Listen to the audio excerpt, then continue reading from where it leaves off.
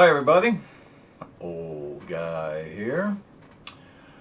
I met B.C. Lenish, however he pronounces it, the author of this novel, at a drive-by book festival put on by the legendary Andy Geyerson, Force of Nature.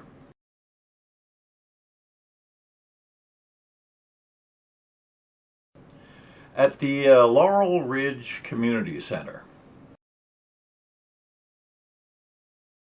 Since no one actually bought any books at this festival, a group of us wannabes sitting near each other decided to book swap, and I ended up with two of his. This one, here, and its sequel, there, for three of mine. I do believe I got the better deal. Because this is good. Damn good. Kept my attention and the pages turning from the get-go, which is increasingly a rare event among indie published books. Increasingly, I am making frisbees out of indies, but not this one. Frisbees out of indies. Yeah, I should patent that. This one is a keeper. This is a police procedural, The Search for a Kidnapped Girl. Jackson Clay, former Army Ranger, has dedicated his life to retrieving lost and stolen children after a personal tragedy disrupts his world. He's pretty good at it. And the opening sequence is a step-by-step stalk and capture through the woods of a particularly heinous child molester and the freeing of his most recent victim. Now, Clay is like Batman. He doesn't kill his targets. Rather, he ties them up and calls the police, staying close enough to ensure the victim remains safe until the first police cars arrive, and then melts into the darkness. He's not above using a little persuasion on his targets to get them to reveal a victim's location, and is known to set vehicles on fire to attract police attention.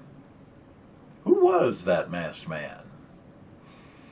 Of course, a Punisher working outside the law has his Dave microchip Lieberman to assist, and Jackson relies on a state trooper named Jen Bailey for his computer and file searches.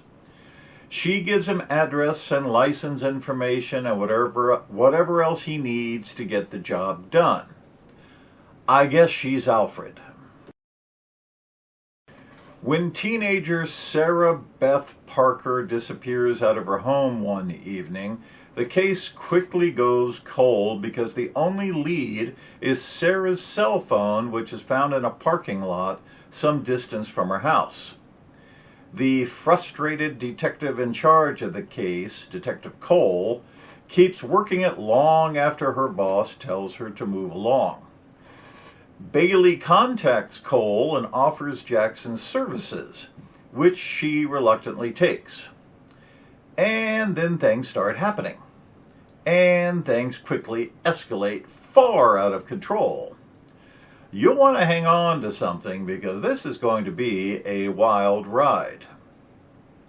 Of course, I have some nits to pick. Lenish, the guy who wrote this, has some kind of allergy to the question mark. Their absence notable in places where they're required. There's also some typos here and there, but they appear to be print errors and, bots and AI ain't all that. My biggest nits are reserved for two rather extraordinary coincidences that occur in the book, both of which will make you go, what? I suppose they are possible, but they do strain credulity. As does a rather egregious mass murder that should have brought all kinds of superior federal task forces along, but goes unremarked. And to add another nit, Jackson did something early in his career that would automatically identify him as the most likely Batman appearing in all the subsequent cases he investigates. So any anonymity he thinks he enjoys is due to cops deliberately choosing not to identify him. You have to read it to see what I'm talking about. And even with these nits and any little complaints I have about this, just ignore all that, because this is worth your time. Old guy here. See you later.